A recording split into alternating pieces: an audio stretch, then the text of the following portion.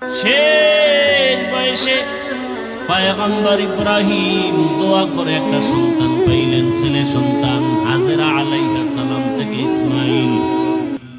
এই ইসমাইলকে নিয়ে বাইতুল্লাহর পার্শ্বে কোনো চিহ্ন নাই। নূহ নবীর প্লাবনে বাইতুল্লাহ নিশ্চিহ্ন হয়ে গেছে। এই জায়গায় জঙ্গল, একটা পশু পাখি নাই, কারণ সূর্যের আলো নাই, পানি নাই, খাদ্য নাই। ওখানে মা হাজেরা ইসমাইলের নিয়ে আল্লাহর নির্দেশে ইব্রাহিম নবী রাখলেন। ইসমাইল নবীর যখন 14 বছর বয়স, কম বেশি মাআল ইখতিলাফ, আল্লাহ কোরবানি করার হুকুম দিলেন। এর মাঝখানে বহু ঘটনা। বাইতুল্লাহ ইব্রাহিম নবী নতুন করে নির্মাণ করলেন। আল্লাহর পথে মাল ব্যয় করো। তোমার সামর্থ্য আছে 2টা গরু কিনে কোরবানি দেওয়ার, তুমি 2টা দাও মোটা তাজা। তোমার সামর্থ্য আছে 20,000 টাকা, তুমি কোরবানি দিবে একটা ছাগল দাও, বাধা নাই। আর একজনে কোরবানি দিবে, সামর্থ্য আছে একটা উট কিনার মতো, উট কিনে দাও। বড় গরু কিনার সামর্থ্য আছে, বড় গরু কিনে দাও। যাদের উপরে কোরবানি আবশ্যক না, এদেরকেও নবী বলেন হাজীদের নমুনা ভেতরে নাও। জিলহজ মাসের 1 তারিখ থেকে তারা নখ কাটবে না, চুল কাটবে না। তোমরাও নখ কাটিও না, চুল কাটিও না। এই আমলটা কোরবানি দেওয়া পর্যন্ত রেডি রাখো।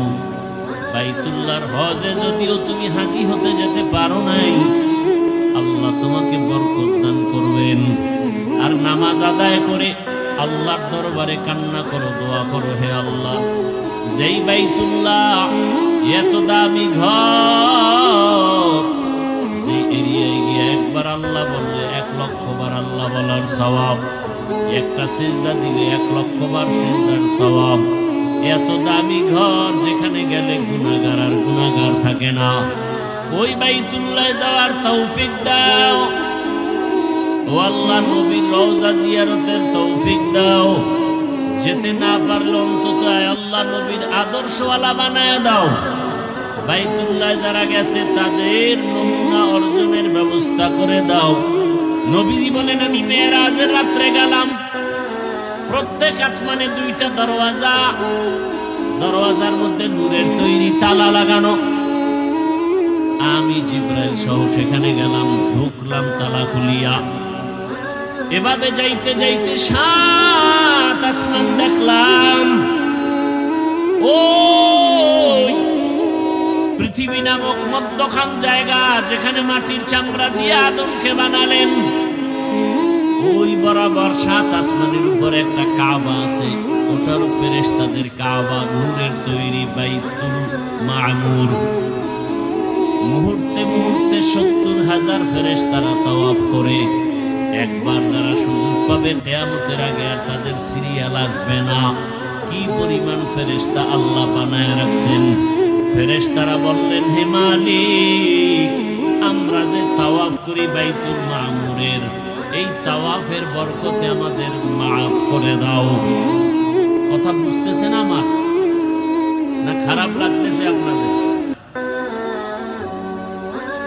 আল্লাহ বললেন, তোমরা গুনাহ চিনো না, গুনাহ বুঝো না, এরপরেও ধারণার অপরাধে যদি তাওয়াফকে ওসিলা বানায় ক্ষমা চাও, তাহলে আমি যাদেরকে শ্রেষ্ঠ মর্যাদা দিয়ে বানাবো, ওরা দুনিয়ায় গিয়া গুনাহ করবে,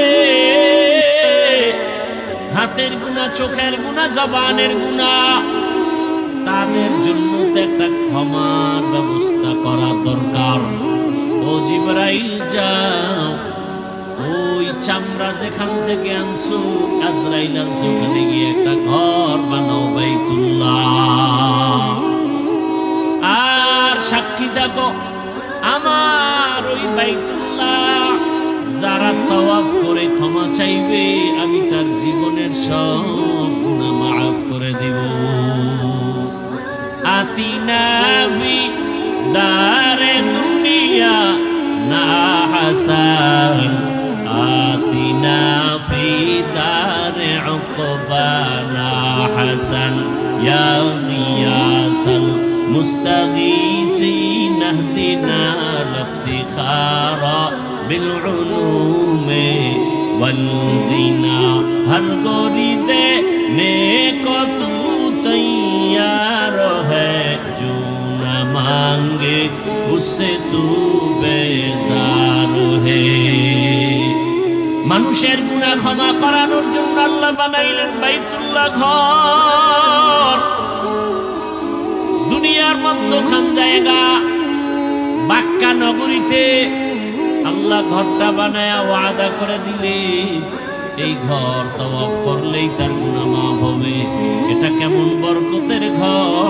তাকায়া দেখবে তাতেও আমলনামায় সওয়াব إن أول بيت وضع للناس للذي ببكة مباركا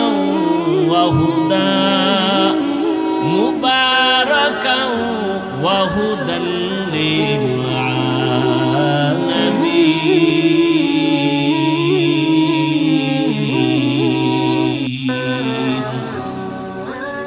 প্রথমে বাইতুল্লাহ আল্লাহ পাক নির্মাণ করাইলেন ফেরেশতার দ্বারা এরপরে পয়গম্বর আদম আল্লাহ দুনিয়ায় পাঠাইছেন তিনি বাইতুল্লাহর তাওয়াফ করছেন হজ করছেন তিনি বাইতুল্লাহ নির্মাণ করেছেন আদম নবী জমিন থেকে বিদায়ের 600 বছর পর জমিনে মূর্তি পূজা শুরু হয়ে গেল এই মূর্তি পূজায় লিপ্ত হতে হতে দুনিয়ার সবাই 600 বছর পর্যন্ত মূর্তি পূজাই করলো আল্লাহ এই মূর্তি পূজার থেকে মানুষকে শিরিক থেকে বাঁচানোর জন্য নবী পাঠাইলেন নূহ পয়গম্বর নূহ আলাইহিস সালামকে আল্লাহ পাক পাঠাইয়া দাওয়াতের কাজ করালেন 950 বছর পর্যন্ত নূহ আলাইহিস সালাম দাওয়াত দিলেন 40 জন মুমিন কালেমা পড়ে মূর্তি পূজার থেকে ফিরিয়ে গেল এইবার আল্লাহ পাক রব্বুল আলামিন নূহ নবীর যুগে প্লাবন দিলেন তুফান দিলেন গজব এক তুফানে সব ধ্বংস হয়ে গেল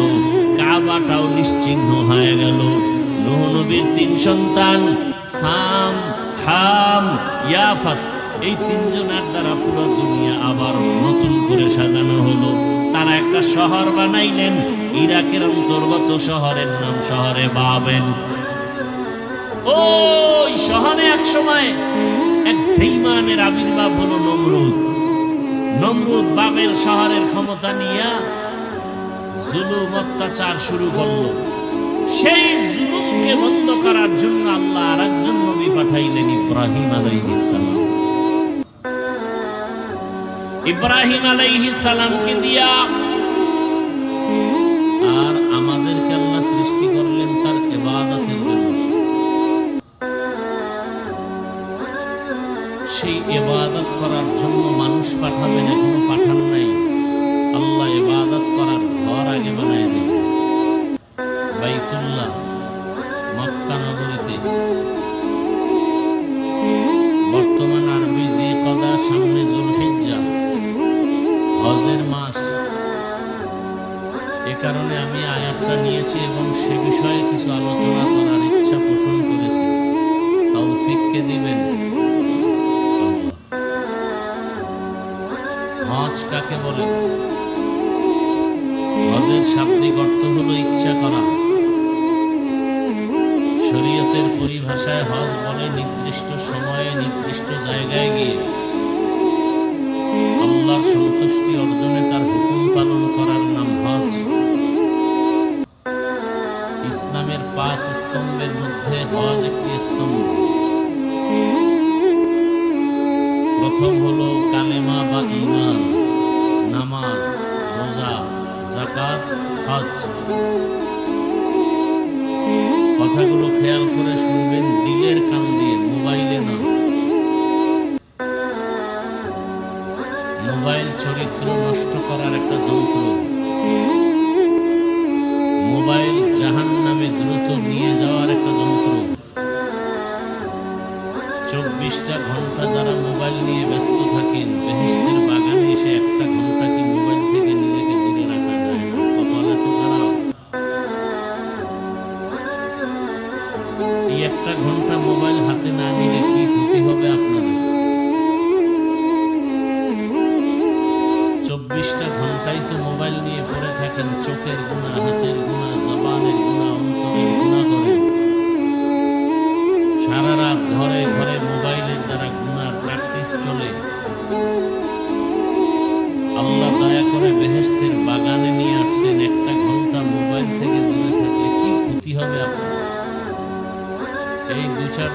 উঠে এদের কি হেদায়েত হয়ে গেছে না?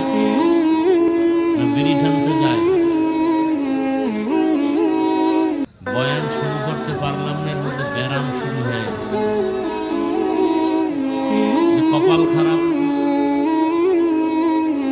নিজেরও কপাল ভালো না, অন্যের কপাল খারাপ করার জন্য, ডিস্টার্ব করার জন্য আপনি এখানে বসে থাকতে পারবেন না, ঢুকলেন কেন?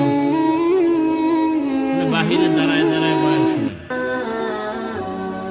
এখানে ঢুকে আমাদের ক্ষতি করলে আপনার লাভ কি? অন্যের ক্ষতি করার জন্যই দুনিয়াতে জন্ম নিয়েছেন, এটাই আপনার কাজ। আল্লাহ হেদায়েত দান করুন।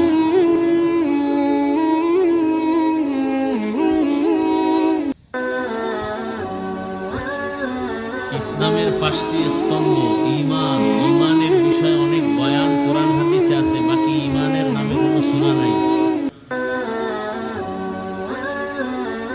রোজার আয়াত আছে অনেকগুলো, রোজার নামে কোনো সূরা নাই। যাকাতের বিষয়ে আয়াত আছে অনেক, আয়াত যাকাত সম্পর্কে কোনো সূরা নাজিল হয়নি।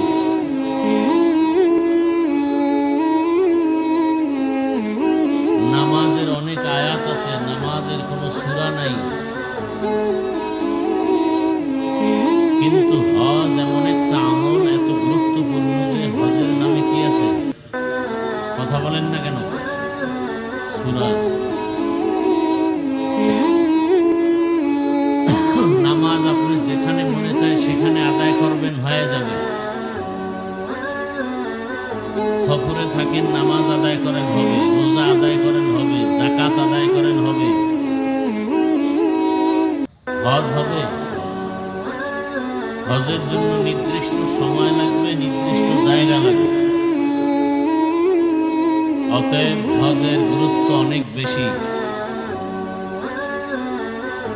ইব্রাহিম আলাইহিস সালামের ডাকে, হজের এলানে যারা লাব্বাইক বলেছে, তারা বাইতুল্লাহ না ধরে, হজ না করে কবরে যাবে না। আমাদের বাইতুল্লাহ যেতে মনে চায় তো, আল্লাহ সবাইকে কবুল করে।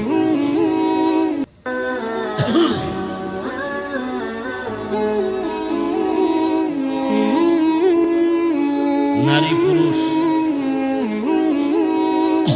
যুবক যুবতী, ছেলে মেয়ে, যার কাছে নেশাব পরিমাণ সম্পদ আছে, সে বাইতুল্লাহ হজে যাবে। যতদিন যাবে না ততদিন হজ না করার গুনাহগার হবে। ফ্যামিলির লোকজনকে হজের সফরে তাদের প্রয়োজন মিটায় যদি আপনি আসা যাওয়ার ভাড়া থাকে, হজের খরচ থাকে, আপনার উপরে হজ ফরজ। অনেকের উপরে হজ ফরজ আছে, খবর নেই। স্বামীর উপরে হজ ফরজ, মহিলার যদি স্বর্ণ অলংকার থাকে ওই পরিমাণ, তার উপরে আলাদা হজ ফরজ। ছেলের নামে জায়গা লিখে দিছেন, বাড়ি লিখে দিছেন, সামর্থ্যবান হলে ওই পরিমাণ টাকার মালিক হলে ছেলের জন্য আলাদা হজ ফরজ। যতদিন হজে যাবে না ততদিন হজ আদায় না করার ফরজ তরকের গুনাহ হয়ে যাবে। আল্লাহ আমাদের প্রত্যেককেই বাইতুল্লাহর জিয়ারত কবুল করেন, রাসূলের রওজা জিয়ারতের জন্য কবুল করেন। তাহলে দুনিয়াতে যাহা কিছু আল্লাহ সৃষ্টি করেছেন সব মানুষের গোলামি করার জন্য। মনে থাকলে বলেন তো, মানুষকে আল্লাহ সৃষ্টি করছেন কেন? বিড়ি টানার জন্য, আলেমের বিরোধিতা করার জন্য। আমাদের সমাজে আলেমদের বিরুদ্ধে ফেসবুকে লেখে আছে না নাই? এরা সবগুলো নিকৃষ্ট বেয়াদব মা বাবার অভিশপ্ত সন্তান। চূড়ান্ত বেয়াদব না হলে, মা বাবার অভিশাপ কপালে না থাকলে আলেমের পিছনে লাগতে পারে না। যে আলেম না, সে কোনোদিন আলেমের বিরুদ্ধে কথা বলার অধিকার নেই। আলেমের পেছনে আলেমরাই সমাধানের জন্য কাজ করবেন, অন্য কেউ না। আল্লাহ বুঝার তৌফিক দান করেন। তো আল্লাহ আমাদেরকে সৃষ্টি করবেন বা করেছেন কি জন্য? তার ইবাদতের জন্য। শুধু এতটুকু না, এই সিদ্ধান্তটা কার? সারাদিন বিড়ি টানলে আসবে কিভাবে? সারাদিন যেই জবানে গালি দেন, ইবাদত করেন, কিভাবে আসবে সুবহানাল্লাহ, আল্লাহর নাম? মানুষ ইবাদত করবে কার? এবং আল্লাহর আরেকটা সিদ্ধান্ত, এই মানুষ হবে গোটা সৃষ্টি জগতের মধ্যে শ্রেষ্ঠ। সিদ্ধান্ত কার? আরো আস্তে করে বলেন। আল্লাহর নামটা জবানে নিলে সমস্যা? মোহাব্বত করে আল্লাহর নাম নিতে যদি না পারেন, আপনার কপাল তো বড় খারাপ। ওয়াজে আসছেন, ওয়াজে আসাটা এটা বড় সফলতা না। ফজরের নামাজ পড়ছেন নি, জোহরের নামাজ পড়ছেন নি, আসর মাগরিব এশা পড়ছেন, যদি কপাল হয় যে না পড়ি না, তা আপনার মতো নিকৃষ্ট মানুষ দুনিয়াতে আর নেই। আল্লাহর আদালতের জাহান্নামের আসামি। আপনি আমার ভাব দেখাইতেছেন অনেক কিছু, মনে হয় বুজুর্গ। বেনামাজিদেরকে এক হাদিসে আল্লাহ রাসূল বলছেন দুনিয়ার নিকৃষ্টতম চোর। 5 ওয়াক্ত নামাজ পড়েন না, বাহাদুরি করেন, লজ্জা লাগে না? 1500 বছর আগে এর জন্য রাসূল বলে গেছেন, লা ঈমানা লিমান লা হায়া লা। যাদের লজ্জা নাই ওদের ঈমান নাই। আল হায়াউ শু'বাতুন মিনাল ঈমান। তাহলে মানুষ দুনিয়াতে আসবে, আল্লাহ পাঠাবেন তার ইবাদতের জন্য। এটা যেমন এক সিদ্ধান্ত, আর একটা সিদ্ধান্ত হলো মানুষ হবে সৃষ্টি জগতের মধ্যে শ্রেষ্ঠ। ওয়ালাকাদ কাররামনা বানি আদম وحملناهم في البر والبحر ورزقناهم من الطيبات وفضلناهم على كثير ممن خلقنا تفضيلا।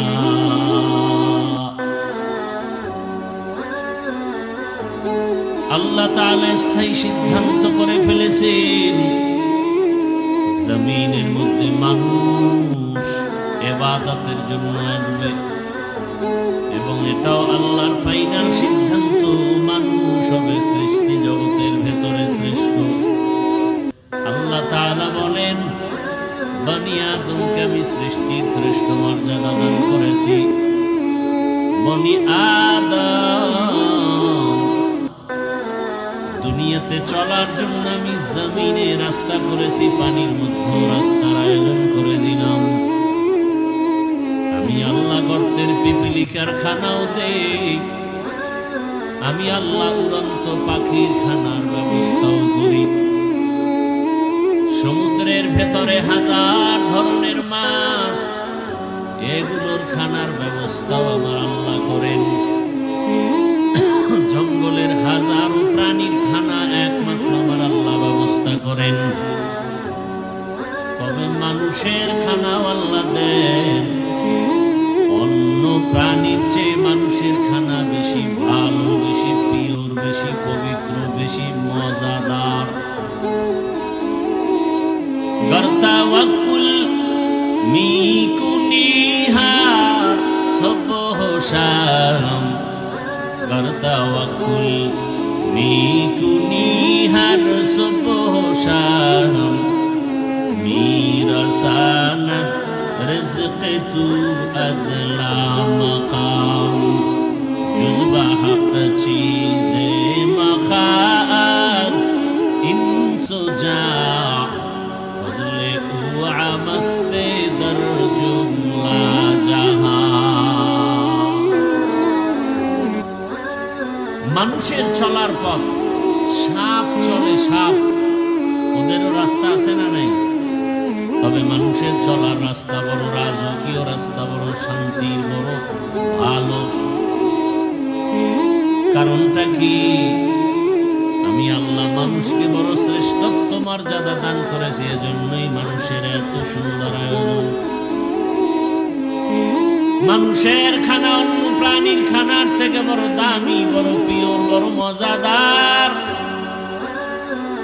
মানুষের খানার মতো মজার খানা আমি কোনো প্রাণীকে দেই না। জমিনে চলার মতো রাস্তা করে দিলাম, পানির মধ্যে চলার ব্যবস্থা করে দিলাম। আমি আল্লাহ মানুষের সম্মান আর মর্যাদা টাকার কারণে দেই না, খানার কারণে না, বরং আমি মানুষের মর্যাদা দিলাম এর